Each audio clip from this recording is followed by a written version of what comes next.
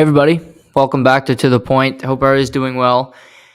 I'm better. Been feeling better today. The best I've felt this week. Was under the weather all week. Lost my voice temporarily on Tuesday.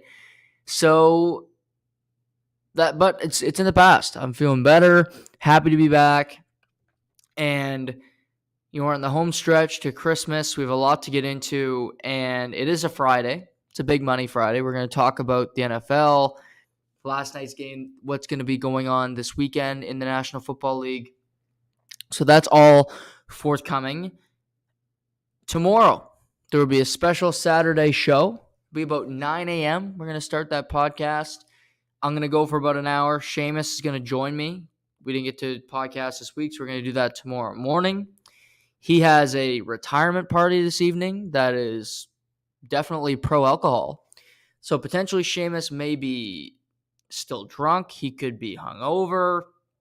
He might be temperamental. Who knows what kind of Seamus we're getting on a Saturday morning. Plus, he's joining at 10 o'clock. This is a man who likes to sleep. So this is a big sacrifice. I'm happy he's joining me. Next week, I will be in the state of Florida. So, in regards to the show, I plan on doing a show every second day. I'm flying Monday. I want to do a show Tuesday. I'd like to do that Thursday, and then let's say Christmas Eve morning, I'd like to do a show as well. So that's my tentative plan right now when I'm away. And that Christmas Eve show, I'm going to do it like a World Junior preview, talk about the teams, talk about Team Canada. That's my plan of attack right now, is to do 3 shows next week, Tuesday, Thursday, and Saturday. Yeah, Saturday morning. Wednesday, I'll be going to Florida and the New Jersey Devils. So I get to see my Devils play live, which is exciting, which should be cool. So that's something that's taking place next week for me. Then will be attending the Miami Dolphins Green Bay Packer game on Christmas Eve. On Christmas Day. So that's a week from Sunday. So that's the plan. Then I'll be back, the following week. Do sporadic shows in between there as well. I have purchased tickets to a lot of the World Juniors. Going to at least a game every day in Moncton, and 2 games. And then I've these tickets. I gotta say, Hockey Canada trying to make their money back from this summer, because my God, the resale prices on the semifinals, the gold medal game, the bronze medal, it's crazy. I get it. It's a big opportunity to make money, and it's a great location. I think the Maritimes are going to really rally behind the fact that we're back hosting for the first time in 20 years. So that's what's coming up in the next couple weeks between Christmas and New Year's. The World Junior Tournament finishes on the 5th, so then we'll get back into regular show schedule. Things of that nature will be right to the end of the NFL season. NFL playoffs will be going then. We'll be 2 months away from the NHL trade deadline. It's just craziness, right? So, that's what's coming up on the show in the next couple weeks. So just everybody's prepared. There will be shows. There will be content. I'm always tracking stuff. I'm always keeping notes on my legal pads. I go through a ton of them. These are some of my legal pads. If you're watching video, these are just 2 of them that I've used over the last number of months. I'm always making notes during games. I always got to be prepared. That's something that I pride myself on. But where do we start today? Because I haven't been able to talk to you guys since Monday. Lots happened. We're going to talk about football. We're going to talk about the lines. But if I go back to where do I want to start today? Where do I want to start? Of course, I have a show plan every day that I like to go through. But there's just the things come up and you want to get into different topics and things happen, right? So let's start here. I'm going to start with the Vancouver Canucks today, who are going through a really weird season. They are winning games, picking up points lately, but the entire framework, the entire management staff of the Vancouver Canucks is in complete upheaval. Jim Rutherford is, manning the ship. He's the president. Patrick Alvin, GM. Cammy Granato, assistant GM. Brucey Boudreau, head coach. And yet, there is no stability when you think there would be. Bruce Boudreau has been a head coach in the NHL for over 25 years. Jimmy Rutherford's a 3-time Stanley Cup champion. And I don't see a clear direction for this team, and I haven't heard it reiterated to the media, which is then to the public, from this team. Jim Rutherford's criticized the coach. He's talked about different players. And I respect Jim Rutherford. He's in the Hockey Hall of Fame. He's great at what he does. But he left Pittsburgh in really weird circumstances. If you recall that, he won multiple cups there. He left. Then they brought in Brian Burke, and they brought in Ronnie Hextall to Pittsburgh. They've done a good job of keeping that team relevant, keeping them in the hunt like I thought they would be this year. So they got another win last night against the struggling Florida Panthers. But Vancouver has, they inherited a mess. They got the Tyler Myers contract. They got it $6 million for another year, which is just a brutal contract. Oliver Ekman-Larsson, I believe, has another 4 years on his deal at over $7 million. Connor Garland has another 3 years after this one at $5 million. These are just some of the contracts that are crippling this team. But with all that being said, we didn't hear a direction. We didn't hear anything coherent. And it brings me to one conclusion. Ownership of the Vancouver Canucks is not stable.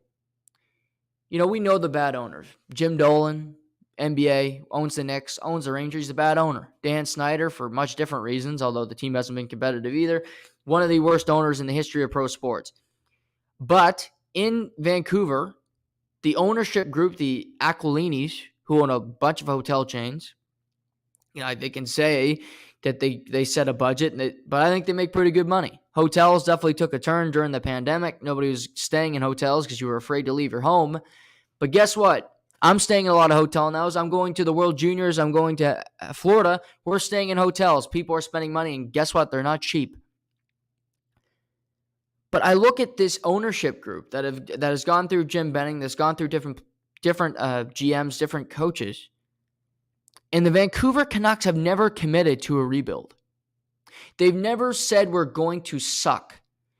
And Vancouver has one of the most passionate fan bases in the world.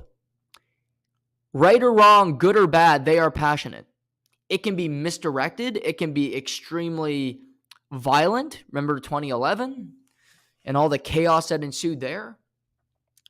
But I think if you ask most Canucks fans, you look at this roster, it stinks. It's flawed. It has good pieces, but at the same time, there's too much bad going on that sucks away all the good that you have on this team. And now we get to Bo Horvat, who's been a very good soldier for the Vancouver Canucks, who's a captain, having a career year, 21 goals so far this season. Not bad. 6 more than Austin Matthews, I might add, just to frame it. And he's an unrestricted free agent at the end of the year. And for some odd reason, Vancouver re-signed JT Miller to a very long extension for big money.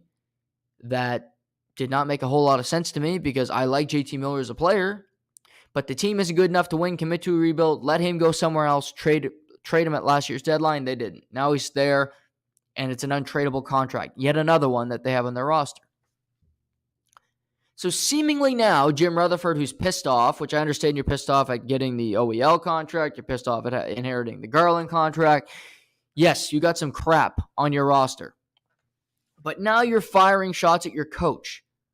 And now the Bo Horvat leak, which he released a statement from the team, which doesn't even make any sense because the team and Bo Horvat are not aligned. He just basically said, I will not be commenting on my future the rest of this season after reportedly he declined their latest offer of a contract extension. So now, of course, Twitter goes abuzz, and most people are going to be on the side of Bo Horvat because, well, the Vancouver Canucks ownership group, the Vancouver Canucks people in charge there don't deserve any loyalty, do not deserve the benefit of the doubt because they've done nothing to earn it. So now Bo Horvat's the great player. He's the captain. And, I mean, let's look at it. Bo Horvat's a 25 to 28 goal scorer on an average season. He's having a career year in a contract year. Who hasn't done that? A usable second-line center who's worth about $5 to $6 million. That's my framework for Bo Horvat. I believe he was offered $5.1 million. I think it's a fair contract. I think it's stupid that Vancouver offered it to him. But they offered it to him. He thinks he can make more money in the open market. I understand that. You look at the money that's been thrown around. The center ice position is more and more coveted. He's having a career year. Maybe he has a good playoff and wins a cup in a place that's not Vancouver. And he gets a big ticket. All the power to him. And if he wants to get the hell out of Vancouver, no problem there. For the record, I don't have any problem with a player wanting to leave anywhere. Matthew Tkachuk leaving Calgary. He wants to leave. He has his reasons. Okay, he might miss the playoffs this year in Florida. They might miss the playoffs in Calgary. I don't question why when a player wants to leave a location, normally the player is a villain. If you ever think about it, the player is vilified because they left our team. Oh, he's such a bad player. Oh, what a choke artist. This guy doesn't know how to handle it here. Maybe he just wanted to go somewhere else to have another opportunity. I don't know. Just a thought. But normally that player is given bad treatment. They are looked at, in a negative mindset. But to me, Matthew Tkachuk wanted to leave. Johnny Gaudreau, I think it's stupid. He went to Columbus. Would have went to other locations. Would have went to New Jersey. Team would look pretty good right now. But if a player wants to leave and he takes more money to go somewhere else, hey, you're playing to make money. And that's something we don't think about enough when it comes to pro sports that you just kind of take for granted in our regular lives. When you get a new job offer and you can make $1 million or you can make 800,000, but at your new job the secretary makes $20,000 less than the secretary makes at the business that you're originally at, you don't think about that. You think about your salary because the human beings are programmed to be selfish. There are people that are more selfless than the rest of us, but human beings are a selfish breed. That's the way we were made. If you are not selfish in life, nobody else will be selfish on your behalf because you reap what you sow. You put in hard work, normally you will benefit from that. We don't in regular life, we never think about what other people. We don't think, in life we don't think, okay, I'll take less money so that our organization can hire another employee. No, that's not the way it works. Pro sports is the only way this even matters. And I'll never, ever criticize a player for taking money. Later in the show, I'm going to talk about baseball. There's some stupid money been given out with long-term contracts. I do not begrudge the players for taking it. I say ownership group and GMs, you're stupid for giving it out because that player isn't worth it. But if in life, if you can go make money, go make money. Kevin O'Leary sold the learning company for a multi-billion-dollar deal. Was he criticized for that? Should he have taken less? No. So, Bo Horvat thinks he can make more money. He declines. And now we move forward. Vancouver has to look in the mirror and just commit. This middling about, and Jim Rutherford has been a great hockey person.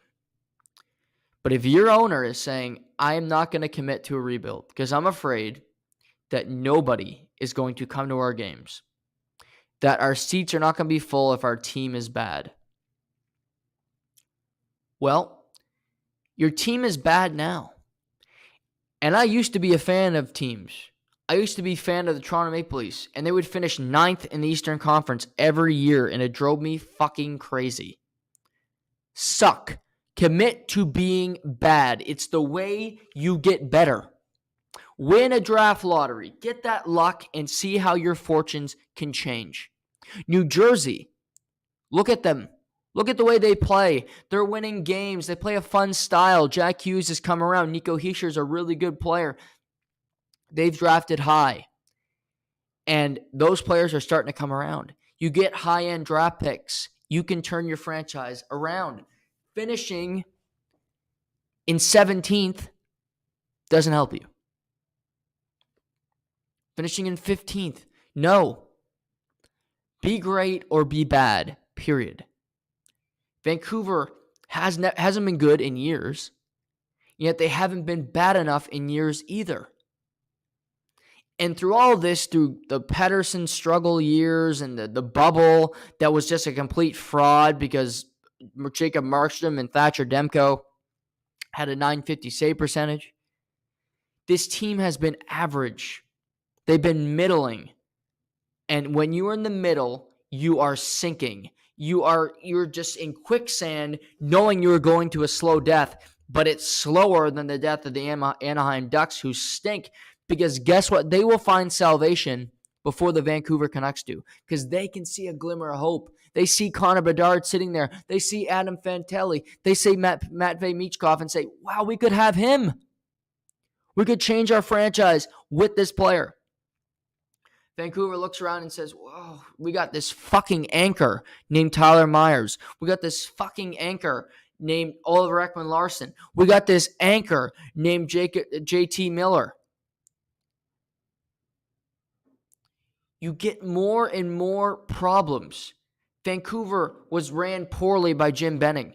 But in my opinion, Jim Rutherford has run this organization bad as well. He hired another assistant GM months ago. She left after a month and a half of work because of the culture that was built in Vancouver. Ownership through GMs, AGM, head coach, everything, it's a mess. Bo Horvat, get the hell out of there.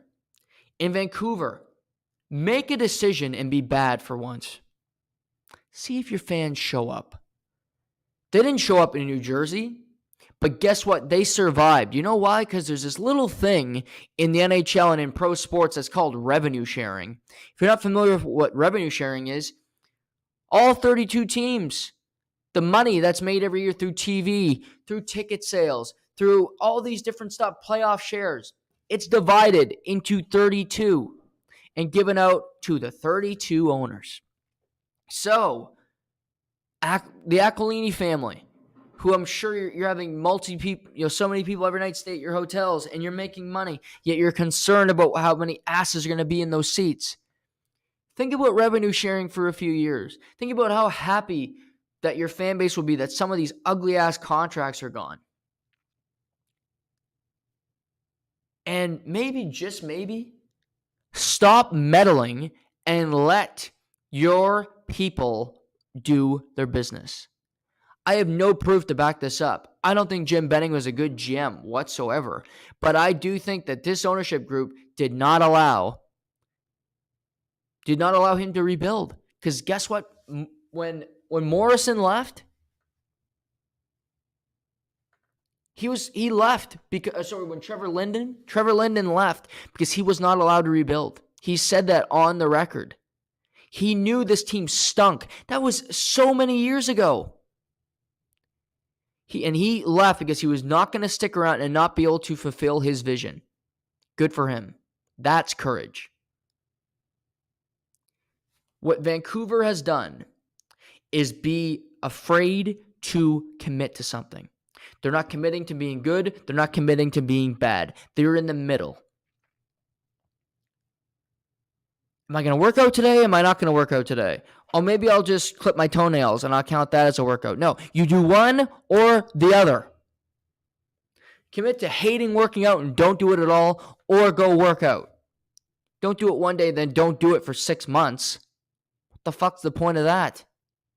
One or the other.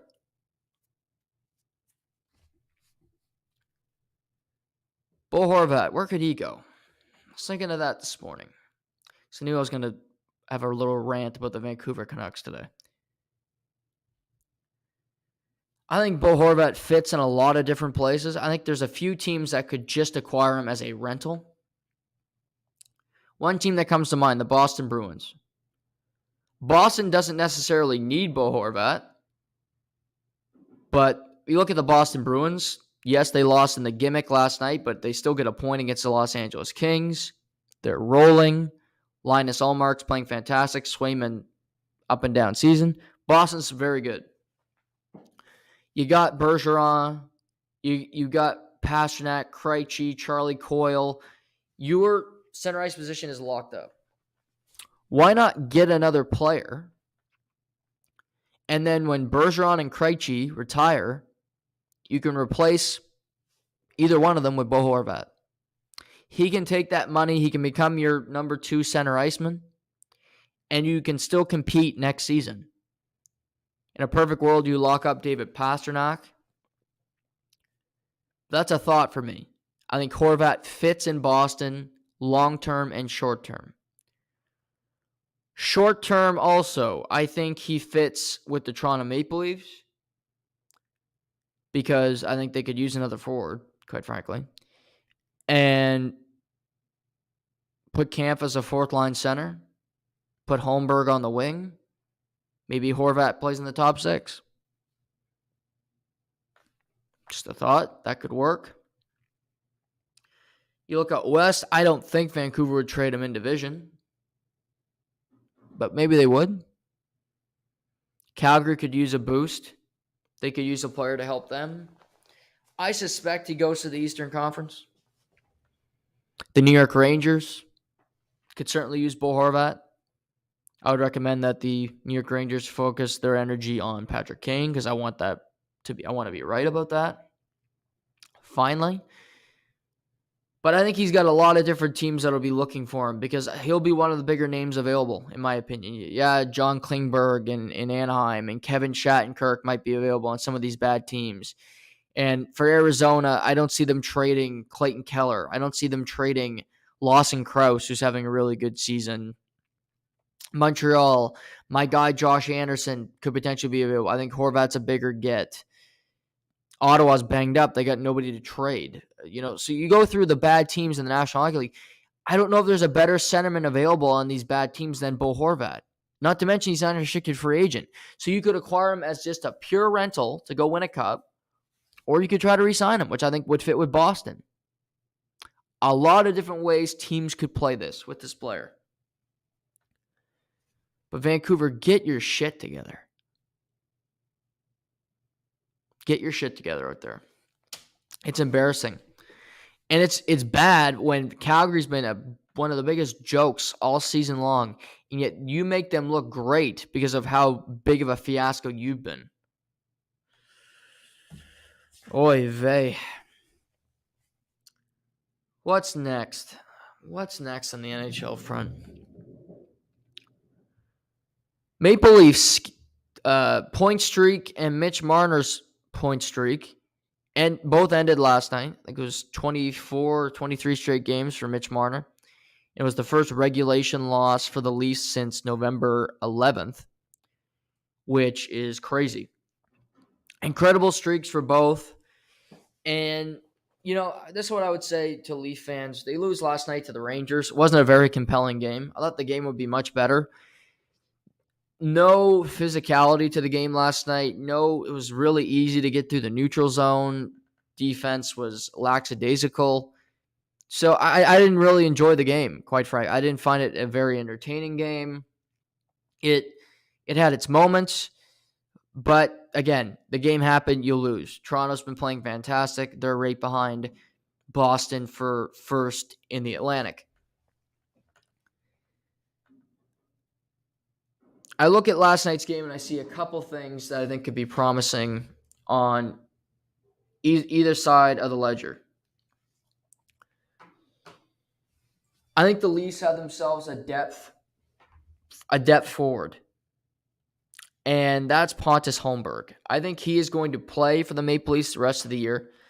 I think he can play on your third line in the playoffs. He brings something to the table. I like Holmberg a lot. I thought he had a great game last night. And quite frankly, the Maple Leafs bottom six was better than their top six last night. I didn't think Austin Matthews particularly had a great game again. And I'm not picking. I just don't think he's played that well this season. If you guys do, let me know. I don't see it. I think Holmberg and Aston Reese played really well last night. But I like Holmberg. I think he's a guy that can play, game in, game out for this team. So credit to him for what he's done. Really, he was a 6th-round pick playing in the SHL, and to come over and have this kind of production, he deserves a ton of credit for battling and getting that opportunity.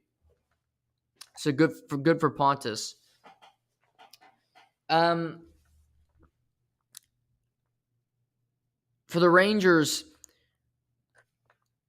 I like that they put the kid line back together with Philip Hedl, Alexis Lafreniere, and Capo Caco. Hedl scored the first goal of the game. That line was great in the playoffs, and all three guys have been underwhelming in their NHL careers so far when it comes to point production and just consistency on a game-to-game basis. What I like about this line being together is I think it defines everybody's role. Kako is very much, he's going to go hunt pucks. He might not be physical all the time, but he'll chase you around the rink. I think he's a better skater than people give him credit for, and he's a fast guy. Lafreniere is physical. He'll go in the corner, he'll get you the puck, he'll get the puck from you and put his teammates in good positions, and that's where Hedl comes in. Hedl's got an excellent release, really good shot, and I just like Hedl is a finisher to me. He's not a guy that's going to work really hard to get the puck, but if you get somebody on the ice with him that works really hard to get the puck, he can do something with it. So I saw their line together last night, and I think that's a good thing from Gerard Gallant. Get these guys back together and have them in set roles so that you can see if they can start playing consistently well night in, night out. Shesterkin was dynamite last night for the Rangers. But the Rangers themselves, they're going to need another piece before the playoffs. And I don't think it's going to be in the back end anymore. I look at Braden Schneider, I thought had a really good game last night. And Keandre Miller is a I love him, very good player on the back end. Obviously, you got Adam Fox and Ryan Lindgren, who are a great pair together. And Ben Harper had to come in, but they got some injuries on the back end, so you got to do what you got to do right now. To me, they need another top 6 forward. They need it if they're going to be a legit threat to win the cup, because as of now, Evgeny Malkin has been a top 6 forward for the Pittsburgh Penguins pretty consistently. And he's dipped when it comes to playoffs the last number of years. Big reason why they don't win is because he hasn't been good. Crosby's been very consistent. Evgeny Malkin's been a no-show. But I look at Pittsburgh with Gensel and with Rust and Jason Zucker, who's unfortunately hurt again, but I love when he's healthy. He's a really good player. So I think they got a lot of different options in Pittsburgh. And also New Jersey, they got lines just out the wazoo that they can throw at you. Same thing with Carolina. They play really well defensively. Svechnikov, Aho. I have less faith in Carolina than I think the general media does, but they're winning a lot of games right now, and they've always been a really good regular season team. But I look at New York. Kreider's great. Trocheck, yes, and I think Trocheck and Kreider are playing together now, which I like. And you still got some flair. Artemi Panarin will never be my favorite player. He works. I think before, a lot of people viewed Artemi Panarin as a better Mitch Marner. Mitch Marner is a better player than Artemi Panarin every day of the week and twice on Sunday afternoon. He brings little to the table. His defensive game is horrible. It makes Trevor Zegras look like he's a hard-ass just back checker. Panarin does nothing for me. I wouldn't have him on my team. Makes $11 million to not produce in the playoffs but he gets a lot of fanfare. I don't know why. But anyway, New York, the Rangers, to win a Stanley Cup, need another top six forward. Patrick Kane is still my choice because Patrick Kane can play with anybody and make them better. Chicago stinks, and he's still having a good season. You're telling me he's played with Panarin, so they have that chemistry together. You get Patrick Kane, and you put him on a line with a Filipino. I think Filipino will put some pucks in the back of the net. Even if Patrick Kane takes some shits with Vasily Kravtsov, who's another young player that hasn't exactly found his game yet in the NHL, that's a difference maker. Now, the problem for teams like the Rangers, teams like the Leafs, who I think both believe that they will be in the playoffs comfortably and ready to go, I think these teams would like to make some trades now. Have their team set, really have, gel before you go into the postseason. Well, as we heard this week, it was the Board of Governors meetings in Boca Raton, Florida. The salary cap's only going up $1 million next year. So there's not a significant jump. Teams are going to be where they are right now. There's not a whole lot of flexibility. It's not favorable for the league, in my opinion, to be where they are. I like the hard cap system because I like every team to be half decent. I've said this before, I'll say it again. I will never be in favor of Montreal, Toronto, New York having, you can just spend that much money and over the rest of the teams. They probably still won't win because the Rangers and Leafs didn't when there wasn't a salary cap. But I look at the NFL, there's a hard cap. There's a hard cap, and you can't tell me that the league doesn't benefit from the hard cap because we see how crazy the league is. San Francisco has a Mr. Irrelevant quarterback, and they're balling out. They're playing fantastic. Talent spread out. So the Rangers need another top six forward, but if you're a Rangers fan, I would not expect to see that forward arrive to your team anytime soon.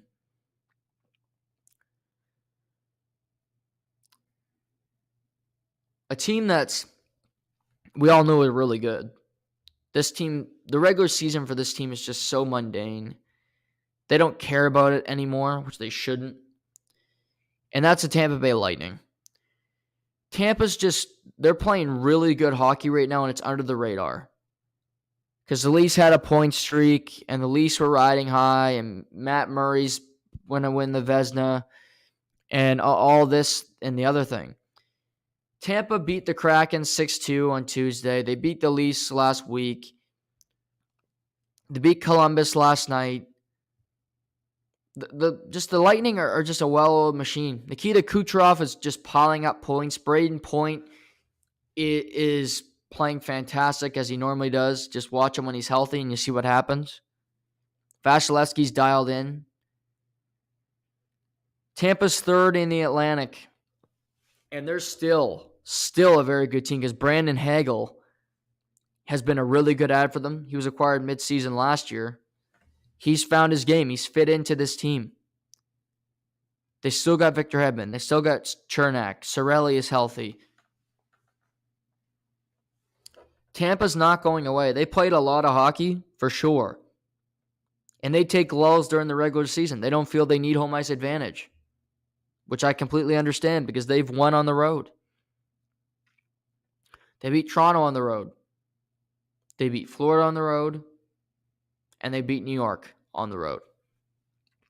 They couldn't get by Colorado. That was a tougher test. But this team has dominated the Eastern Conference for 3 years. And when they're healthy, they're just as good as the Toronto Maple Leafs, and they're just as good as the Boston Bruins, in my opinion. because you still have that ace in the hole. You have the best goaltender in the world. And if I look at these two teams and I'm comparing them, Matthews, Marner, Nylander, Tavares, that's an elite four. No doubt about it. Hard to top that four in the National Hockey League. I think Edmonton has a case to do that. But I look at Boston. You got Bergeron, you got Marchand, you got Pasternak. And the fourth one really would be Taylor Hall likely this season. Potentially Jake DeBrusk, because DeBrusk's been really good as well. That's a dangerous four. But Tampa, if you go Kucherov, Point, Stamkos, and Cirelli, they're dangerous for a different reason because they won't have as many points as the Edmonton four or Boston or Toronto. What they do have is a mix of everything. Cirelli will penalty kill. He will play against your best line and be a damn pain in the ass to go up against. Steven Stamkos will kill you on the power play and score big goals when he has to. Like 2 goals in Game 6 of the Eastern Conference Final last year. Braden Point is Mr. Clutch. 13 goals in the last postseason 2 years ago. He just comes up and he plays big in the right moments, and he's one of the most skilled players in the NHL. And Kucherov, well, other than McDavid, is there a better passer in the game currently than Nikita Kucherov? His vision on the ice is elite of elite. He makes really good reads, and by the way, he's got a pretty damn good shot too when he wants to set up. A former Hart Trophy winner in his own right. So I think a lot of things can be true so far in this NHL season. The Toronto Maple Leafs are playing a different brand of hockey than we saw in the last 2 to 3 years where they're losing in the first round. They're committing to defensive play. They care more about their own zone. They've eliminated the stretch pass. They're playing a brand of hockey that can translate into victories in April and in May. The Boston Bruins seem like a team of destiny that will go to another Stanley Cup final potentially and win it in Bergeron Krejci's swan song seasons. That could be true. But I also look at the Tampa Bay Lightning, and yeah, they've been to 3 straight Stanley Cup finals. They might be tired at the end of this. But they still got John Cooper. They still got Vasilevsky. And they still got that group of forwards and the best defenseman in the world. Well, maybe Cale Makar. Number 2. That can rival anybody. My headlines this year is just finding the teams that don't get talked about and watching them. I watched some of the Tampa-Columbus game last night. They play a really good brand of hockey too. They beat the Maple Leafs head-to-head. The Maple Leafs and Lightning meet on Tuesday. They only play 3 times this season. Those matchups are important to me to see how these teams look and how they play against one another. Something Lightning have that the Leafs won't be able to grab until they earn it. They haven't beat Tampa in a playoff series. They haven't won a playoff series. Tampa's won 4, 8, 11 of their last 12 postseason series. Tampa has won. Pretty good track record. Tampa's impressed me in the Eastern Conference because they have every reason to not be good. And yet they remain competitive, and they remain one of the best teams and one of the most consistent teams in the entire NHL. They deserve credit for that. Another NHL storyline that interested me.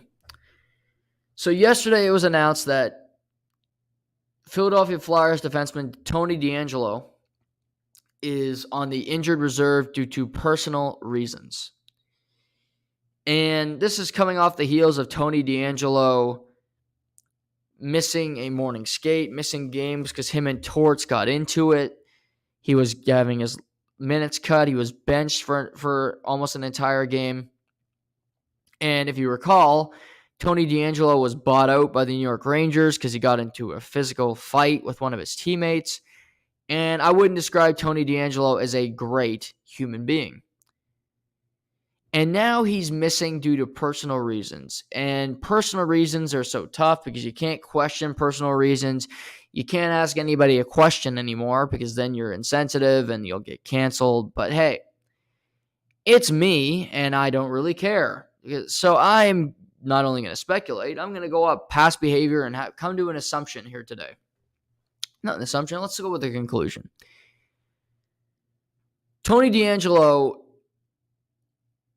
number one, I have zero faith and I have zero sympathy in him.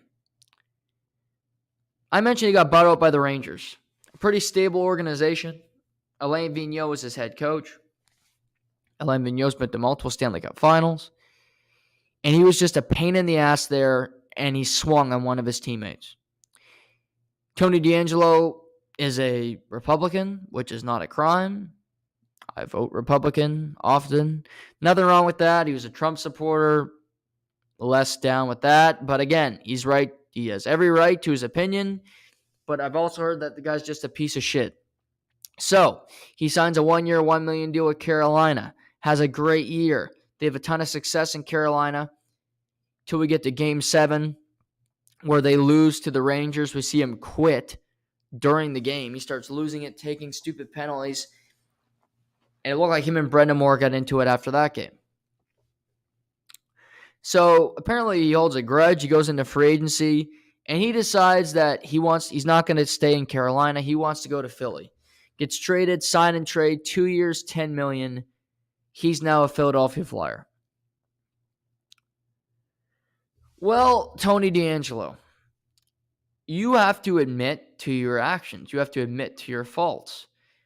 And here's where I'm at with this. You knew when that happened that John Tortorella was going to be the head coach of the Philadelphia Flyers because he was announced as the head coach pretty early because Philly did not make the playoffs. They were a bad team, and they fired their coach very early on into last season. So you knew Torts was coming. You know, if you don't know who John Tortorella is, you know nothing about hockey. You came into this situation knowing damn well what you're getting yourself into. And now we're not even 3 months into this season. You've already bitched. You've already missed morning skates. You've already been benched. And now you're out for personal reasons, which I'm sorry, I don't buy. I don't buy that it's a personal reason. I buy that your ego is taking another hit and you're just you have no character. You have no backbone. You make stupid decisions. I criticize small markets all the time for not spending money on players. I don't think this was one of those. 2 years, $10 million? They would have spent 2 years, $10 million in Carolina because Philly's at the cap. That's all they could basically give Tony DeAngelo. Because they signed Tony DeAngelo, they basically couldn't go get Johnny Gaudreau, which in hindsight's a good thing because Philly's a lot like Vancouver. Rebuild already. But Tony DeAngelo leaves a good situation in Carolina where he had a ton of success. You're on a good team. They're second in the Metropolitan this year. They're going to make the playoffs guaranteed. And they've just been a well-oiled machine. They got one of the best coaches in the NHL, yada, yada, yada. But now you're sulking. Now you're out for personal reasons. You're leaving morning skates. You don't like your role. That's Torts. Torts is not for everybody. And you were a free agent. You could have went anywhere in the NHL. You chose Philly. You chose this location. You love the Metropolitan Division apparently because you played for New York, then you went to Carolina, and then you wanted to play in Philadelphia. Okay. You want to play in Pennsylvania. I think other teams sort of took Tony DeAngelo just off his one good year last year and take a chance on his character. You deserve no sympathy because you knew the situation before you stepped into it. When you watch a horror movie and somebody's in their room and they hear a noise, you know what always gets to me is how stupid people are that they leave that room. They have to go check out the house. Let's go investigate. Let's see what's going on. That's the dumbest thing you can do. You know why? Because then you leave control. You left the position of control. You left what you knew to go to the unknown. The killer, the psychopath in your home, has the upper hand because he knows where you're coming from. He hears all your footsteps. They're sitting in the dark while you're moving around, knocking over shelves, trying to get to a light so that they can come stab you in the back like you see on every episode of Criminal Minds. Stay in that room, jackass. Tony DeAngelo, re-sign in Carolina. They traded Brent Burns. They had money for you. And you decided not to stay. Personal reasons, my ass. There's nothing personal about this. The only thing personal is that you are a personally weak dude. Torts can drive you nuts, but he's been around forever. He's been around forever. You've heard you've heard players that love him and that hate him. Maybe make a phone call to say, how do you think I would have meshed with this coach? If you have any friends across the league or ex-players, and maybe you don't. But to say you're going out for personal reasons, I don't know how long this is going to be. But this is just weak sauce. And if I'm a player on that team, come suffer with the rest of us. The rest of that team, minus Tony DeAngelo, beat the New Jersey Devils last night. Kudos to them. They went into New Jersey and got a win. Felix Sandstrom, the backup goalie, got a win last night. I give credit for that. For the players that showed up last night and played hard. If it's bitch and complain all year, leave for personal reasons, then come back and tell, the GM Chuck Fletcher to demand a trade, I wouldn't want him on my team. Because this guy quits, this guy bitches and complains the second it gets tough. Don't leave a comfortable situation. Sometimes it's not smart to leave a comfortable situation. This was not a situation where you're taking a risk. Carolina took a risk on you. It worked out for them. It worked out for you. You could have made money there. Rob Brendamore is your coach. Maybe he wasn't perfect for you, but clearly he was better than John Tortorella because you guys didn't have a beef until Game 7 of the second round of the Stanley Cup playoffs. Tony DeAngelo, you reap what you sow. And often your character shines through, or lack thereof. Go cry, go bitch and complain, go mope. Philly stinks, and you're part of it. Go look at your numbers. You've been crap this season, and I think it serves you right. So I wanted to comment on Tony DeAngelo. I have no sympathy whatsoever for this guy. None. Doesn't deserve it.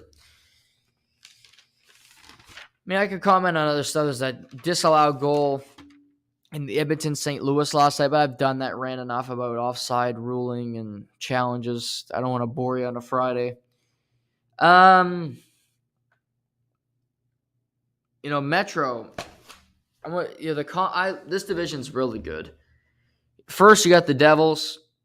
Then the Canes, as I mentioned. The Pens are right there in the range. Like, the Rangers aren't making up ground in the Metro because the three teams above them keep winning.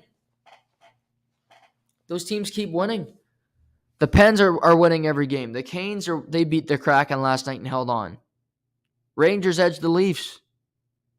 You also have the Islanders, who are right there, who are also a very good team. This is a very difficult division. A lot of good talent, a lot of good teams, and teams that play the right way. I would say it's the toughest division in hockey so far this season. Because the Atlantic starting to tail off a bit. Detroit's losing some games. Florida has not been consistent. My Sabres have been pretty junk lately. Ottawa, ugh. You got three teams at the top and then everybody else. The Pacific, yes, you got a very good team in Vegas, no doubt. LA's been mediocre. They played a lot of games, but they're starting to get some wins. Seattle's been consistent. I mean, Edmonton, Calgary, Vancouver have all gone through their struggles. But that division, it can't be that tough because you look at it, Vancouver's got Spencer Martin. Calgary's best goaltender has been Dan Vladar. You can't start Jack Campbell for the Oilers. He's been that big of a disaster. So, and the Ducks stink beyond stink. San Jose stinks. The Central Division, it's starting to look tougher. Colorado's just ravaged with injuries, so it's been a tough go for them. They lost to the Sabres last night. Tage Thompson got his 24th of the season. He's now second in the NHL in goals, 3 behind Connor McDavid. So they've been struggling a bit. Dallas continues to win. Just a well-oiled machine in Dallas. Good goaltending, good play, good back end. So I would say the Metropolitan Division is the toughest division in hockey because of just how good these top-end teams are. I think the Devils will make the playoffs. Pens definitely going to make the playoffs. Canes are going to make the playoffs. Those are your top 3, likely. I think the Rangers can pass one of those 2 teams. But I expect the Rangers to be a wild card team. And I think the Isles will be right there as well. It wouldn't shock me if the Islanders are the 8th seed in the Eastern Conference. If they get in, we've seen what happened to the last 3 years. They can be dangerous. I think the Islanders, just talent-wise and their structure, they are as good or better than the Detroit Red Wings. As good or better than the Florida Panthers. They haven't bought in Florida. They're not playing good hockey down there. Would not shock me to see 5 teams from the Metropolitan Division make the playoffs. Maybe that will change, but all I'm saying is it would not shock me if we see that come the end of the season. Major League Baseball. I had to touch on this before we got too long here. A couple moves this week. Let's start with San Francisco. San Francisco is a team that was great in the mid 2010s, winning in 2010, 2012, and 2014. They were constantly in the mix. Madison Bumgarner, you could argue the best pitcher in baseball over that stretch. Buster Posey, Hunter Pence, Brandon Crawford. They had a really good team. Really, really good team. But, they're a team that's searching for answers right now. They won the National League West 2 years ago. They missed the playoffs by a ton last year after having a bad year. But you still got Gabe Kapler, and they wanted to spend money. So the Giants missed out on Aaron Judge, who went back to the Yankees. Who could have predicted that?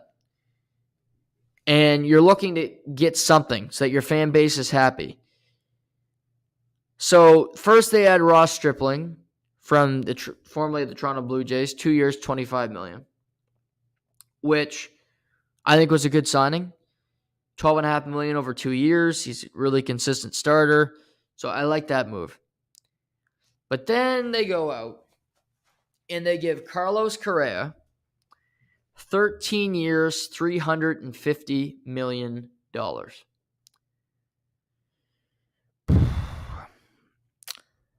feel like you have to start everywhere with contracts these days like this.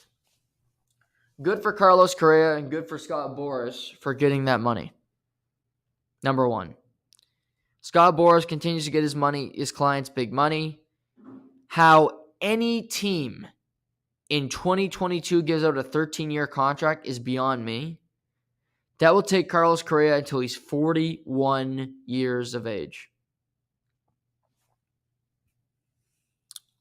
Wow. There was Trey Turner available, there was Xander Bogaerts, and there was Carlos Correa. Carlos Correa was number 3 to me on the shortstop power rankings. Of the 3 I could have had, I would have taken Carlos Correa third because I think he brings the least value. He's a World Series champion. Trey Turner is not. Xander Bogaerts is. But I think Trey Turner will bat 300 every year. He's consistent. Pretty good defensively.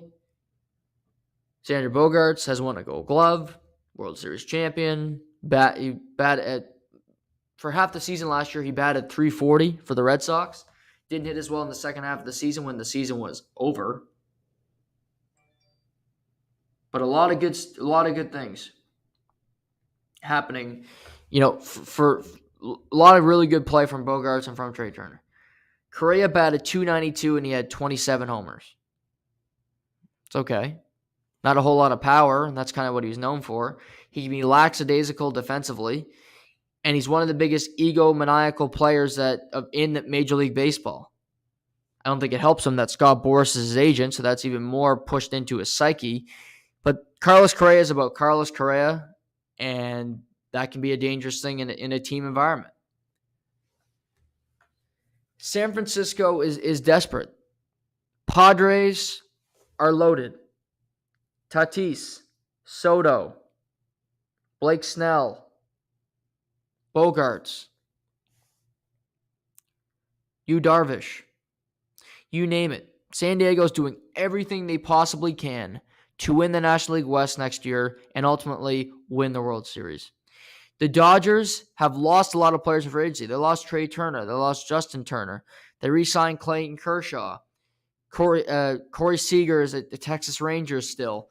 So their team seemingly is getting worse, but they're eliminating contracts from their payroll. It opens up movement. They still have Mookie Betts, who's won an MVP and he's won a World Series, on their roster. Like I said, they still got Verlander. They still got Julio Urias, who has the most wins the last 2 seasons in all of Major League Baseball. Walker Buehler's got Tommy John, who'll miss all of next season. But the Dodgers are, are still there. Correa does not help San Francisco be better than either of these two teams. This move, still to me, San Francisco, you are third. Dodgers, Padres, whatever order you want, are still better than you. Ross Stripling and Carlos Correa does not make you better than the two behemoths. I understand you want to be with them, and it really was tough for your brand and for your fan base to see you miss out on Aaron Judge after you offered him an extra year and you offered him more money and he said no because he wanted to go back to the Yankees. It's a tough pill to swallow. But to throw $350 million in 13 years at the third best shortstop out of 3 shortstops available in free agency, that to me is a sign of weakness and a sign of desperation. Any organization that acts in desperation, you're already losing. Because you're taking somebody on not for the right reason, not because you like their character, not because you think they're going to be a huge success, but because you feel like you have to. Have fun with that, San Francisco. Have fun with that. Last night, the New York Yankees, they already got Aaron Judge. They re-signed Anthony Rizzo. And they added some starting pitching help by getting Carlos Rodon, formerly of the San Francisco Giants, signing him to a 6-year, $162 million contract.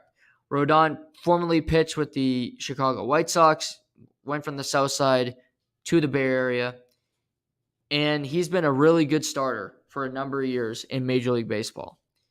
He pitched very well for a bad San Francisco team last year, and I hate the 6 years. I hate almost all these big long-term deals, but I'll say for the Yankees, they needed pitching help. They got Garrett Cole, who's their fringe ace. They got decent, they got Domingo Germán, who's, I'd like him more in the bullpen personally myself. But, you got him. Luis Severino is injured, but when he's healthy, he's a very good pitcher. So there's still, what's up with him.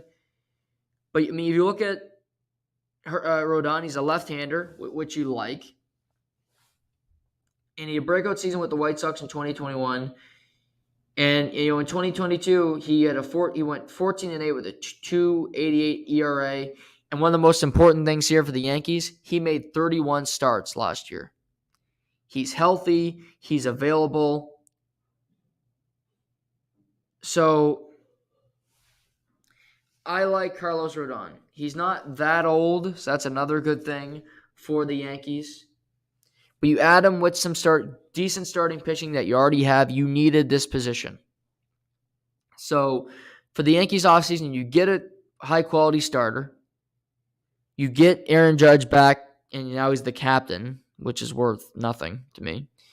But now you need a shortstop. Gleyber Torres, if you're going to keep him on your roster, and he's just a wildly inconsistent player, the guy's a second baseman. He's not a shortstop, so don't.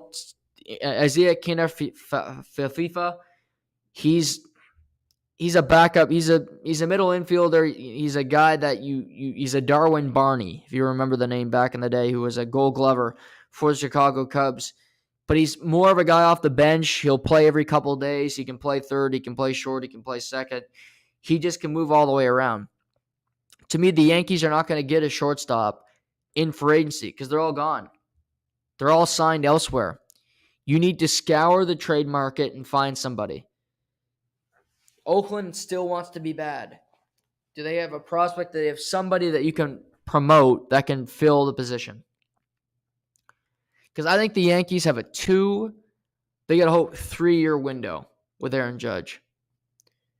Maybe it'll be longer. I don't think so. That swing is going to die off. One of these years, Aaron Judge will miss a big chunk of a season because of injuries. They got to hope he can hit 50 home runs the next couple of years. Need to hope Garrett Cole has a sub-3 ERA the next couple of years. And Anthony Rizzo doesn't fall off a cliff. He starts batting, below the Mendoza line in the near future. But I even look at the Josh Donaldson piece. It'd be nice to have a new shortstop and a new third baseman. That's a lot to ask for before spring training. But to me, that's something that's necessary because you're not going to win with this group. I even look at, the Orioles. They signed Adam Frazier today, who's a second baseman who formerly played for the Pirates. He also played for the Seattle Mariners. He had a big series against the Blue Jays in the playoffs. I think Adam Frazier, who is a second baseman, but he can play over the infield, would have been an upgrade over Isaiah Kinner FIFA. He would have been a better person having your infield. He's a better bat, in my opinion. He had a 1-year, $8 million deal from the Orioles. He only batted .238 last year, but he played in 156 games and he had 42 RBIs. Had a down season for sure, but he's batted .300 in his career. So I like that bet. Some of these bet, the Kiermaier signing from the Blue Jays, I don't mind that. It's a 1-year deal. Prove it. Syndergaard goes to the Dodgers. I don't mind that deal. 1 year, $13 million. You don't have Walker Buehler. You still have Julio Urias. You still have Clayton Kershaw. So you bring in Syndergaard on a 1-year prove-it deal. I'm fine with that. The Blue Jays getting Chris Bassett. That's a good ad for them. I think the Blue Jays quietly could have one of the best starting 4 rotations in baseball, where you got Alek Manoah, Kevin Gausman. You got to expect Jose Barrios can turn around from last year, which I think he will. He was such a disaster last season. You got to hope he can find it. And then you go Chris Bassett in between there, and he's 6 innings every start. That's a really good starting 4 for the Blue Jays. So you got some options. But if I'm looking at the Yankees, you got to look around and find a shortstop and potentially find a new third baseman. Michael Brantley's still available. He's a good player. He can still play in the field. He could be your designated hitter. Jose Iglesias has been a really good shortstop in the past for teams, more defensively, but also he's He's a versatile guy. He can play third as well. So teams need to be looking, that's for sure, at what they can do. But interesting in baseball, Christian Vasquez, who won a World Series with the Houston Astros after being traded from the Boston Red Sox, signs a 3-year, $30 million deal with the Minnesota Twins. So moves are still happening. There's still some big players available, but a lot of stupid contracts handed out over the last number of days. Tomorrow, Seamus and I are going to talk some basketball. Steph Curry was injured. I want to talk about the Golden State Warriors. I want to talk about the state of his Celtics. Tomorrow, some NBA coaches who might be on the hot seat. Some young players that are playing fantastic. Speaking of hot seat, let's get to the NFL where, Cliff Kingsbury has got to be on the hot seat in Arizona despite signing a contract extension last offseason because the Arizona Cardinals are 4-9 with 4 games remaining. And Kyler Murray tore his ACL Monday night and a non-contact injury. And with that torn ACL, he will likely miss most of the 2023-2024 season, meaning who knows who will be the starting quarterback for the 49ers at the start of next year. They could have a season where maybe Jacoby Brissett changes teams. He goes from Cleveland to Arizona. Brissett's the placeholder starter until Kyler Murray can return from his rehab. We also got to look at it and think, well, Cliff Kingsbury is not getting good results. He's had terrible back ends to seasons. Kyler Murray's not going to be healthy. Steve Keim, the GM, is away from the team right now for unrelated reasons, personal reasons again. You got to love personal reasons. Who knows what's happening with him? So it's just complete upheaval in Arizona. And I look at the situation there. Cliff Kingsbury should go. He should go back and coach college, and you got Kyler Murray signed long-term. You are committed to him. For better or for worse, he's your quarterback, and you need to find somebody that you can work with. I don't know if Sean Payton, who's currently working for Fox, will go back to the NFL to coach Kyler Murray. I don't know if he loves Kyler Murray as a player or if that would intrigue him. I think Sean Payton's really hoping that the Chargers have a disastrous end to this season and that the ownership group there decides to fire Brandon Staley so that they can hire Sean Payton and Justin Herbert can link up. And maybe if the Chargers have an early exit to the playoffs, Sean Payton will still go to Los Angeles and he can coach him there. But I think Cliff Kingsbury could be on his way out. You see a new coach come in. Doug Peterson, despite the Jags having their struggles, Trevor Lawrence has improved so much working with Doug Peterson through that new scheme that I think you got to look at Kyler Murray and think, can another coach help improve this guy? Because Cliff Kingsbury just simply hasn't done that much to aid Kyler Murray's career. DeAndre Hopkins will be a year older. AJ Green hopefully will be gone then. Zach Ertz will be coming back from a torn ACL. He's already an older tight end. Arizona's they're going through a tough time right now, and I worry about that. In that same division last night, we had an NFC West battle on Thursday Night Football, and we saw San Francisco defeat the Seattle Seahawks 21-13. Brock Purdy is now 2-0 as a starter in the NFL. He had another game with no turnovers through 2 touchdown passes, both to George Kittle. And, I think a number of reasons why San Francisco won again last night. Brock Purdy doesn't have to do too much. He's running the offense. That first touchdown of the game where they faked 2 screen passes. He pumped both, first to the right, then to the left, but then he threw a hitch down the middle to a wide open George Kittle. One of the most clever play calls I've ever seen. I love that they're getting George Kittle more involved in the offense. He's got 3 touchdowns in his last 2 games. And, that San Francisco defense, they beat the hell out of Geno Smith last night. Geno Smith has to be sore today because in the first quarter, he got hit up 2 to 3 times. One of them he fumbled, but to his credit, they recovered it. But Seattle stayed in the game despite that pass rush getting to him. because Seattle's defense decided to lock in. Tariq Woolen had a hell of a game at corner again, the rookie. But just the defensive, Nick Bosa was huge. Players on that team made big plays for San Francisco. And San Francisco has this weird thing where they've only given up 20 points twice this season on defense, which is just absurd in where we are now in the NFL, where it's such an offensive game. They've given up 20 points twice, and they are 10-4. This defense creates turnovers. They are crazy physical. We saw Dre Greenlaw force a fumble last night at the end of the first half that led to a touchdown that really sealed the win for San Francisco. San Francisco is going to get Deebo Samuel back, which is huge. I love the way they're using McCaffrey. He looks rejuvenated. He looks really pumped to be there. George Kittle is getting targets again in this offense.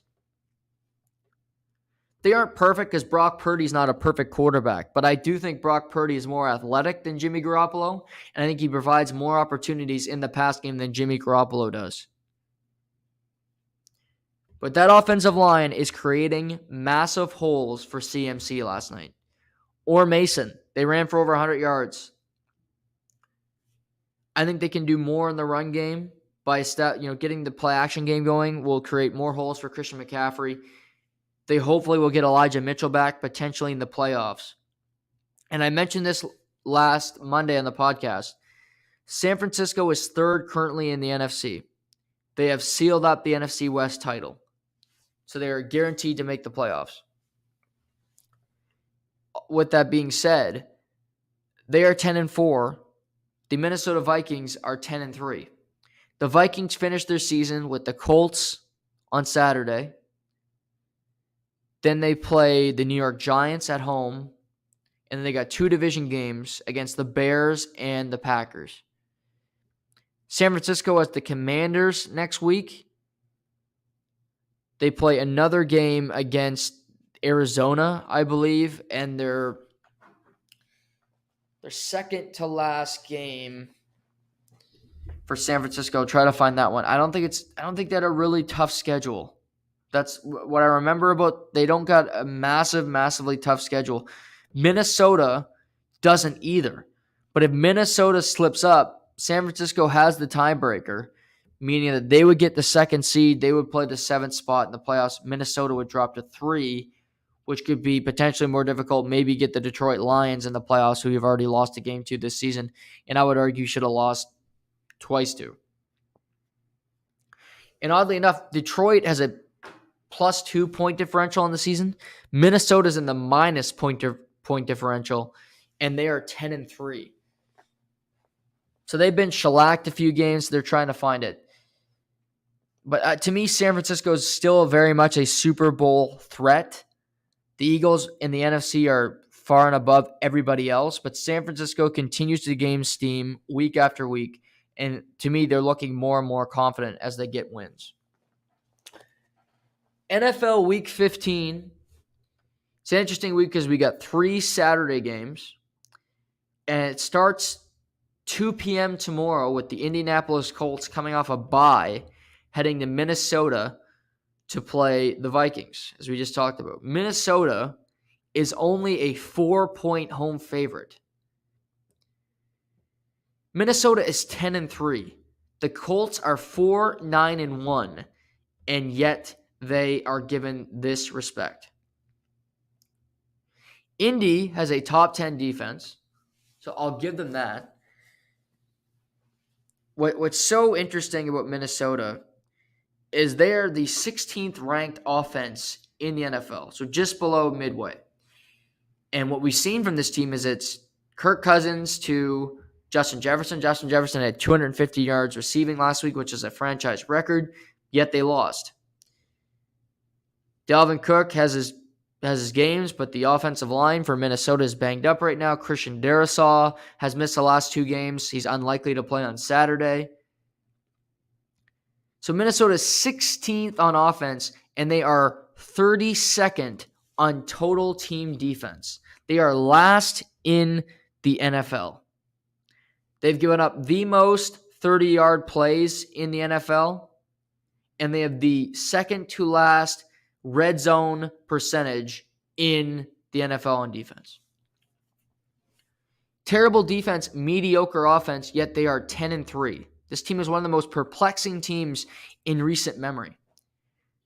But I look at this. Indianapolis is coming off the game against the Cowboys where they gave up 33 points in the fourth quarter. And then they're coming off that game against the Pittsburgh Steelers where they lost on Monday Night Football. Indianapolis is not a good team. They just aren't. Matt Ryan looks like he wants to be put in a grave. He looks like his career wants to be over. I don't have the courage to take Indianapolis. Minnesota will be 11-3 after 14 games. I don't think Indianapolis covers the spread. Jonathan Taylor is a great back, but he's been banged up. The offensive line, if you recall, the offensive line for the Colts is no good either. Pass protection, Za'Darius Smith has 11.5 sacks. I think he'll have more than 11.5 sacks after this weekend. Look for all-out blitzes from this Minnesota defense this week because I think they just want to have pressure on Matt Ryan, force him to throw screen passes all day and run the football. Don't let him set up, have a 3-step drop, and make a throw. I like Minnesota, and I take the 4 points. Balt's second game on Saturday, 5:30 kickoff. The Baltimore Ravens head to Cleveland to play the Browns. Baltimore will be without Lamar Jackson for the second straight week. Tyler Huntley, who was concussed in last week's game, has been cleared. He is good to go. Cleveland is a 3-point favorite. They are 1-1 since Deshaun Go Fuck Yourselfson has returned from his suspension. The end of last week, he started to show signs he can play, but he didn't play for a year and a half. He has not looked good in either game, in my opinion. The offense has looked worse with him on the field, and it's really deceiving because if you look at total team offense, Cleveland is 6th in the National Football League, and I give that credit to Jacoby Brissett, obviously Nick Chubb, who's a great back, that offensive line, but Cleveland... I look at Deshaun Watson. He could have a big day because Baltimore's secondary is not good. Baltimore's 14th in total team defense. They are in the upper echelon of the National Football League, so I'll give them that much. But they're nothing to write home about. Nothing to write home about. Marcus Peters at the corner position scares me with Amari Cooper, with Donovan Peoples-Jones who can go above you. David Njoku is healthy for the Cleveland Browns, and with Cleveland being a 3-point home favorite, I think it makes sense to take the home team because Tyler Huntley, when he's playing, has not provided points for the Ravens. The Ravens will win this football game because they create turnovers and because they play safe football. The big thing for the Ravens, Gus Edwards and J.K. Dobbins are both healthy. They will both be getting a lot of carries in this game. Baltimore needs to create turnovers, and they need to have ball control so that Cleveland doesn't get the ball and that Nick Chubb can, waste the clock on them, which will force Tyler Huntley to throw the football more than Baltimore would like. I refuse to bet on the Cleveland Browns with this guy as their quarterback. He's a scumbag. I hate him. But if I was betting... This is a pick'em game. 3 points is a pick'em. Tells you Vegas really doesn't respect Cleveland because Baltimore's missing a starting quarterback and you get 3 points for being a home favorite. I still think I would take Cleveland as the home favorite, but I may still sprinkle some money on Baltimore before we get there out of spite alone. Third game on Saturday is a 9:15 kickoff. It is a AFC East battle between the Miami Dolphins and the Buffalo Bills. They met in week 3. It was the hottest game of the season. Stephon Diggs began to cramp. He fell on the field. They said at times it was 125 degrees Fahrenheit. And now, that was in September. We go to December. They're calling for centimeters of snow on Saturday. Winds. It's going to be a minus temperature game for the Miami Dolphins. Tua has never played in minus temperatures in his career. He's had to counteract that this week by telling the media it snows in Alabama. Okay, not like it snows in Buffalo, my friend. And there's no snow like the Buffalo snow in the SEC conference. That I know definitively. Miami's a 7-point road dog, and this is a really intriguing game, an important game for both sides. Miami's lost 2 in a row, losing to San Francisco and losing to the Chargers. 2 top 15 offenses. Chargers, not a good defense whatsoever, really. Bottom half of the NFL. Buffalo is a number 2 ranked offense and the number 8 1 2 3 4 5 let's see here. Number 9th ranked defense in the NFL. Miami 7th on offense, 20th on defense. So you can look at this, they're close. Tua had his worst game of the season last weekend against the Chargers. Dan Orlovsky did a great job pointing this out on NFL Live this week, that they started to play a shell. They started to take away his reads, the press coverage, and they made a triangle and just forced it. They took the field away from him, and you could look at it more like as a scheme failure than Tua himself. For Miami, my biggest thing, they are 27th in the NFL at running the football. You're going to need to be able to run the football. It's going to be snowing. It's going to be cold. Josh Allen's going to run the football on Saturday night. I think James Cook is going to run the football on Saturday night. Devin Singletary. Miami's offensive line is banged up. No Austin Jackson. Likely no Teron Armstead. That's your 2 starting tackles out again. No Von Miller, but Greg Rousseau, Ed Oliver. These guys can play for the Bills. 7 points is a lot, and the Dolphins are a pretty good team. They are. They're 8-5. Buffalo wins this game. They get a couple good results this weekend. They could lock up a division title. Again. Both teams need this game desperately. If Miami wins this game, it is a statement victory. It would be the biggest win for the Dolphin franchise in many, many years. Unfortunately for the Fish, it's not going to happen. Bills -7. Now we get to Sunday. NFC South, 5-8 Falcons against the 4-9 New Orleans Saints. Both teams are still in it for the playoffs, you can believe it. Because you got the 6-7 Tampa Bay Buccaneers, 5-8 Atlanta. They still play the Buccaneers this season. Atlanta's coming off a bye. They have pivoted to Desmond Ridder as their starting quarterback. Marcus Mariota's on the bench. New Orleans is a 4-point home favorite. Getting 4 points, being New Orleans is a tough environment to play in. Andy Dalton remains the quarterback. New Orleans still has a very good defense. Their last game was against Tampa on Monday Night Football. That defense can play really well, but that Tampa offense is putrid.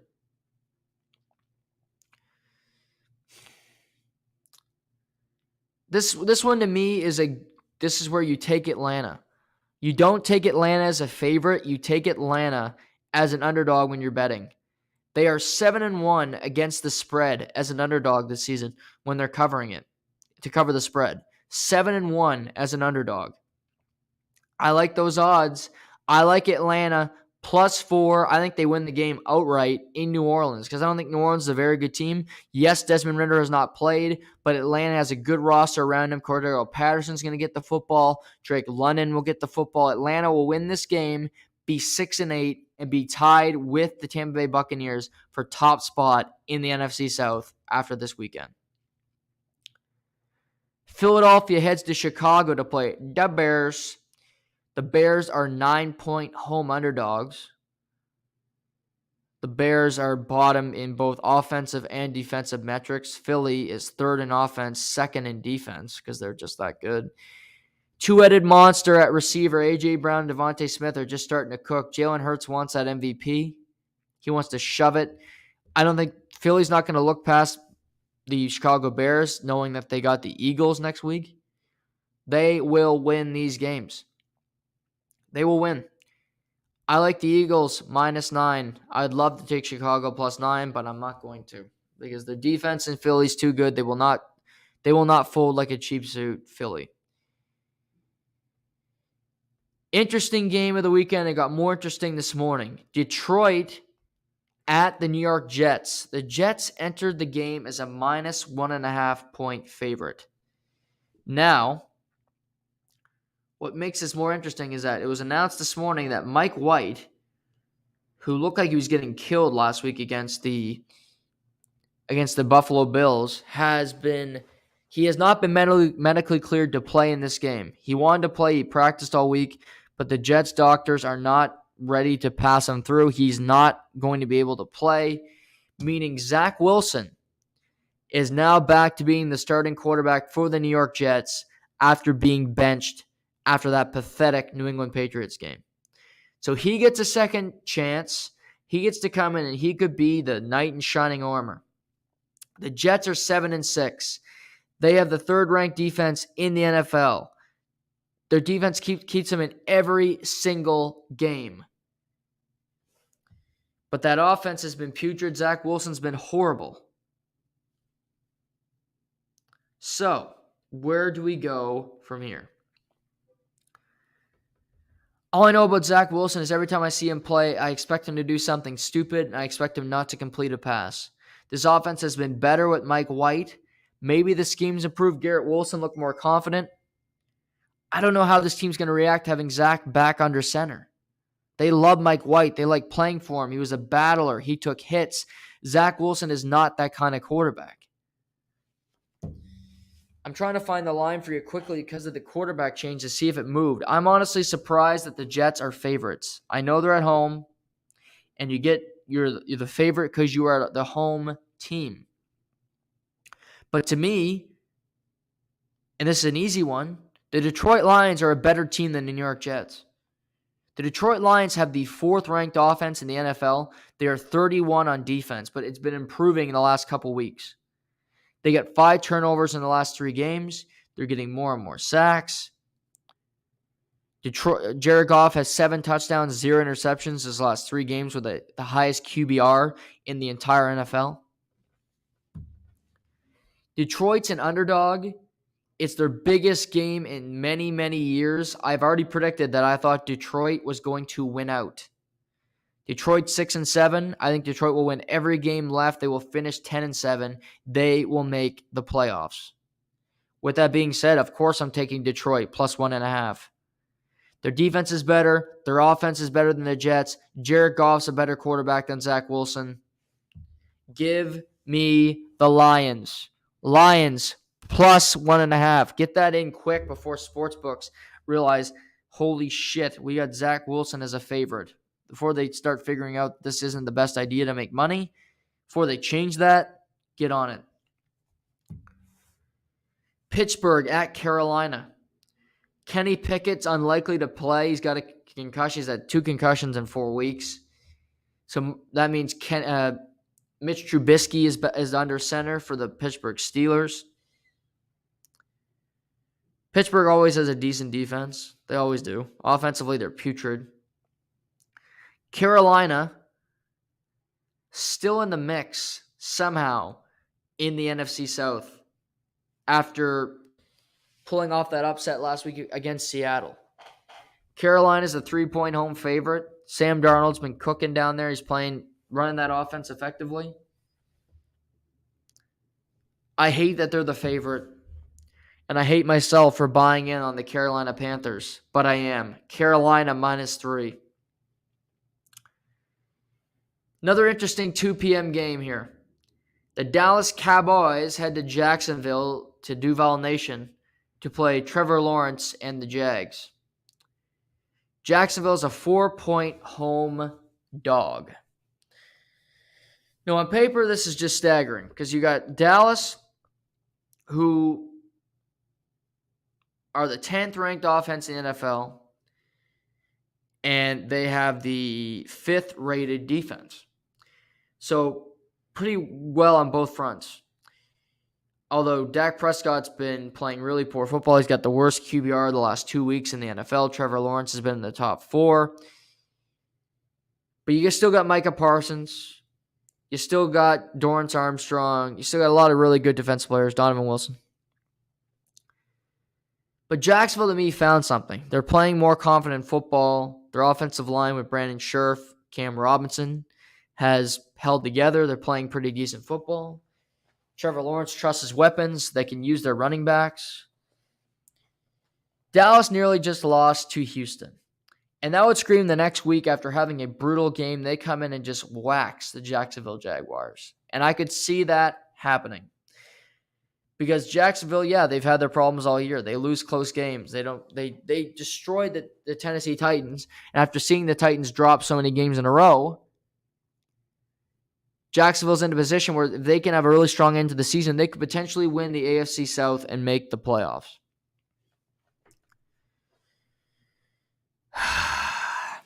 Jacksonville is 27th on defense. They give up big points. I mean, they gave up over 480 yards to the Detroit Lions a few weeks ago.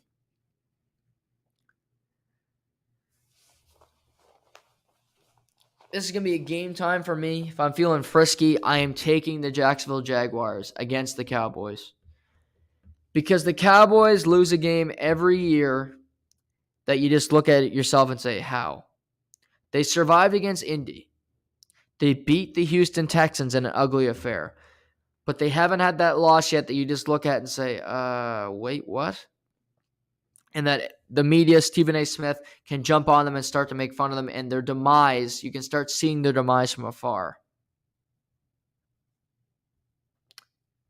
Tell you, the Jacksonville +4 is speaking to me. Trevor Lawrence is playing great football. Jacksonville +4. It's a bet that's a risky one. Dallas is a better team than Jacksonville, no doubt about it. But Dallas is not playing inspired football right now. And that is interesting to me. It's also been reported today that Jerry Jones has come out and said he expects the Dallas Cowboys to sign Odell Beckham Jr. in the next few days. So it looks like OBJ may be on an NFL roster this year after all. After all that, he might actually end up being a Dallas Cowboy.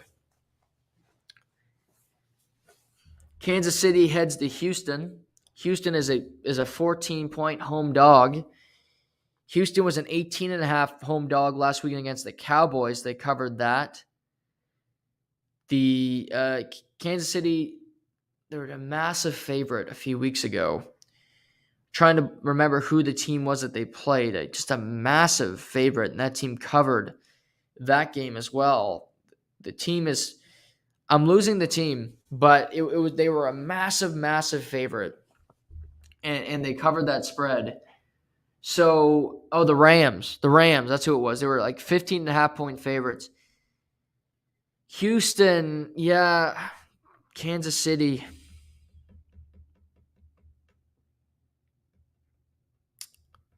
Kansas City's 15th on defense in the NFL.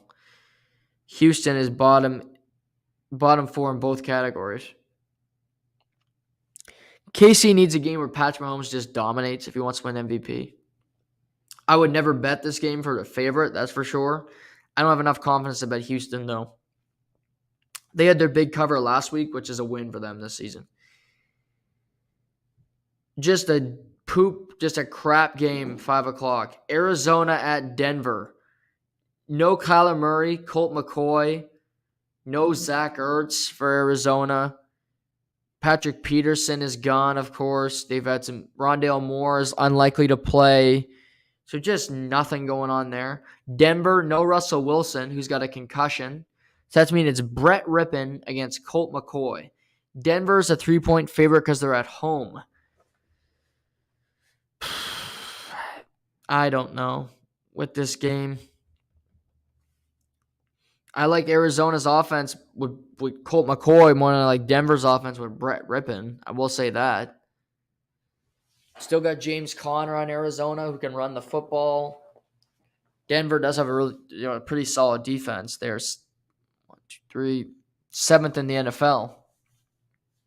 So it's intriguing there. But yeah, I'm not betting this game.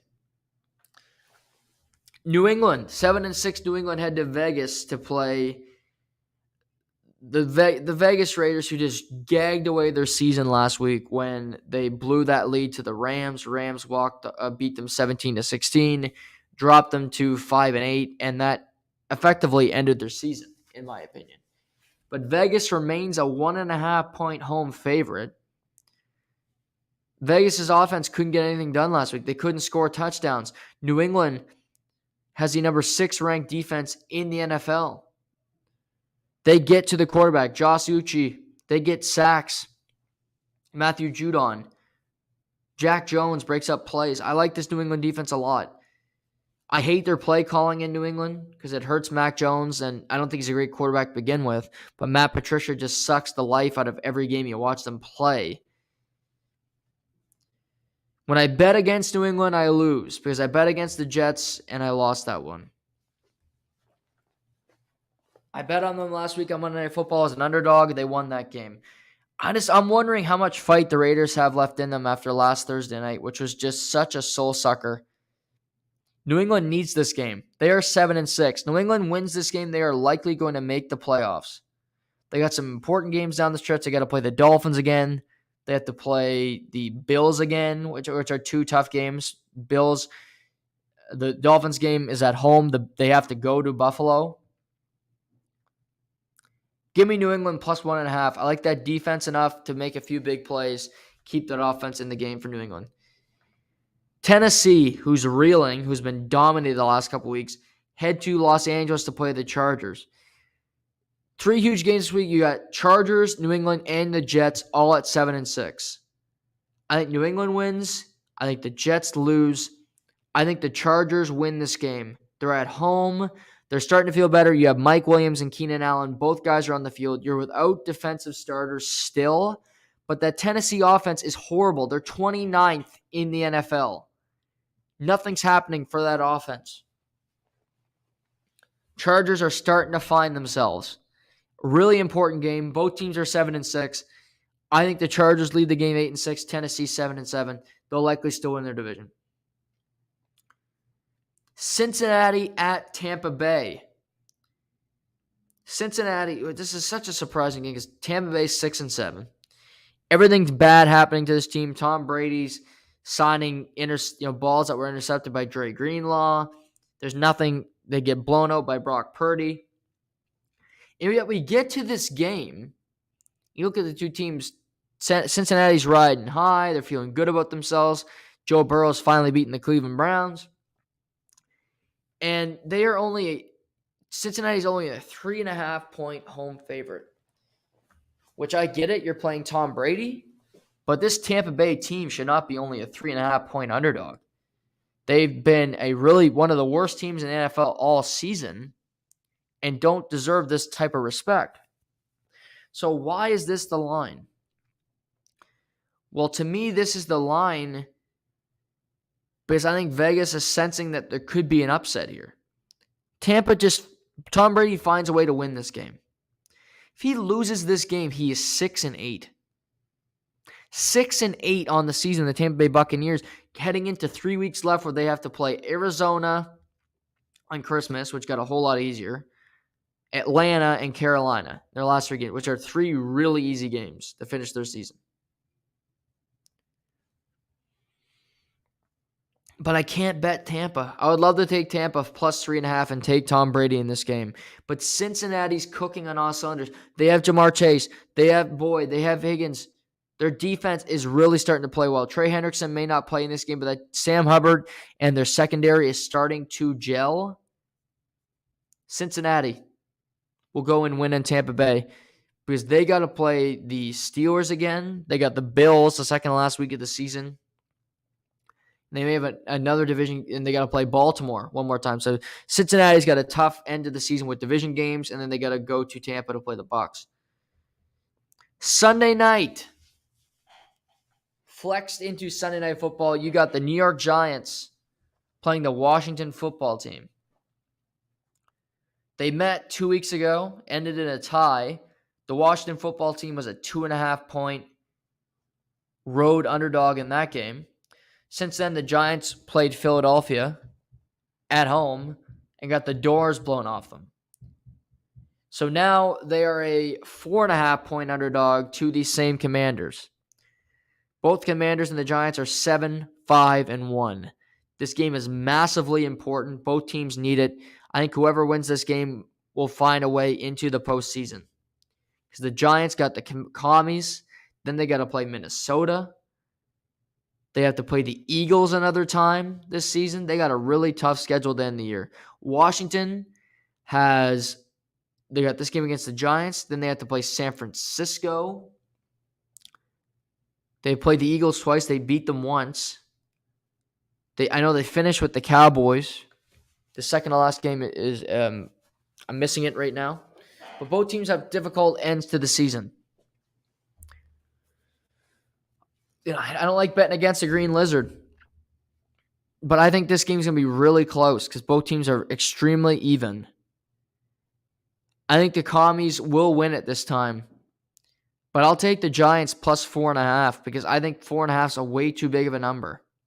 This is a field goal game. I think the Commies win it because they're just a better overall football team than the New York Football Giants. I think you can see the Giants lose every game they have remaining on their schedule. I don't think they'll beat Minnesota. I don't think they'll beat the Philadelphia Eagles again after the way the first meeting went. What Brian Daboll and this coaching staff has done this year by piecing this team together and getting them to 7-5-1 at this point is incredible. The way the NFC is going, if you could find a way to win this game, even if you lose to Minnesota and you lose to the Eagles, you may still make the playoffs. That's how, really pathetic it is right now because you need to find a way in. You need to find a way to make the playoffs. So I said I think Detroit will. If Green Bay wins out, they will. They'll be a playoff team. Now, Green Bay's got a tough schedule. They got their easy game this week against the Bears. They got to play the Dolphins. But as I look ahead, in Week 17, the Giants have the Colts. So that's their easy game. Okay, maybe they win one of the last four. The Commies have the Browns, a team with a losing record as well at home. Maybe you win that game. Green Bay's still got to play the Vikings. They got to play the Dolphins. They got the Bears and the Detroit Lions. Seattle lost last night. Seattle's 7-7. Seattle's still got to play the Chiefs. Seattle's got the Jets. And they got the Rams. As good of a start that was, I don't think Seattle gets in. So it's going to be either the Giants. I think the Lions. You get the Lions. You got the Lions, you got the Commanders, and you got the Giants. Two of those three, I think, will get into the playoffs. And maybe the Packers find a way in as well. It's a nip and tuck affair for these bottom NFC teams. And a game like this is so important because this win is so vital to the Giants or the Commanders getting into the postseason. Speaking of the Packers, they are playing in Monday Night Football. The Rams are in Green Bay. Baker Mayfield gets his first official start as the Los Angeles Ram. He's a 7-point underdog in Green Bay. Green Bay's coming off a bye week, so extended break for Aaron Rodgers and co. Right now in the NFC, Green Bay's in the 10th spot. They're 5-8. So you win this game, you're 6-8. Detroit potentially could be 6-8 as well, but they could also be 7-7, tied with Seattle. Washington or New York will be 7-6. You win these games, you're going to get some help because teams play each other. You might not be in a terrible position to make the playoffs. I think Green Bay wins this game on Monday night. The Rams had their moment. Their defense is banged up. Offensively, they don't have a whole lot of weapons.